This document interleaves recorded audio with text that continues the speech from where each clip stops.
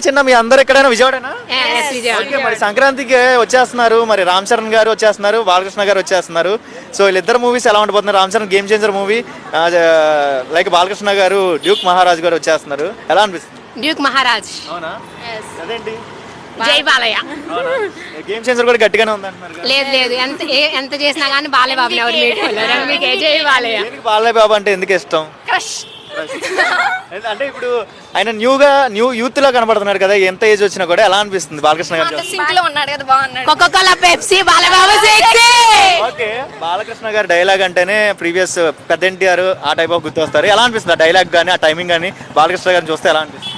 అందుకే మాకు నచ్చుతున్నారు బాలకృష్ణ. ఎంత ఏజ్ లో ఉన్నా కానీ డైలాగ్ డెలివరీ అంతేది చాలా బాగుంటుంది. కాబట్టి మేము అందరం ఖచ్చితంగా సంక్రాంతికి బాలయ్య సినిమాకి వెళ్తాం. బేసికల్గా మెగా ఫ్యామిలీ నుంచి చిరంజీవి గారు ఎప్పుడు చిరంజీవి ప్లస్ వర్సెస్ బాలకృష్ణ గారు ఎప్పుడు సంక్రాంతికి గట్టి పోటీగా ఉంటుంది, వీళ్ళిద్దరు పోటీగా ఉంటుంది. మరి ఈసారి కొడుకుని పంపిస్తున్నారు రామ్ చరణ్ గారిని. మరి బీటింగ్ ఇస్తుంది అంటే పోటీగా ఉండిద్దా? బాలకృష్ణ గారికి రామ్ చరణ్ గారికి పోటీ ఉంటుందా?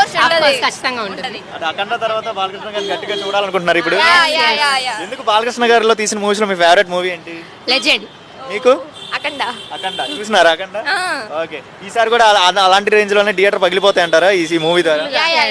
ఓకే, అంటే బాలకృష్ణ గారు బేసికల్లీ ఇన్ని మూవీస్ తీసినా కూడా అదే టైమింగ్, అదే డైలాగ్, అదే కట్అవుట్, అదే లుక్ లో కనబడుతున్నారు కదా. ఈసారి ఎలా కనబడాలను? మాసా కాకుండా రొమాంటిక్ లో కనబడాలనుకుంటారు? రెండు కంపెనీ. ఓకే, ఈ సంక్రాంతికి అయితే వెయిటింగ్. సంక్రాంతి ఫెస్టివల్ బాలకృష్ణ గారి ఫెస్టివల్, రామ్ చరణ్ గారి ఫెస్టివల్? బాలకృష్ణ. ఓకే.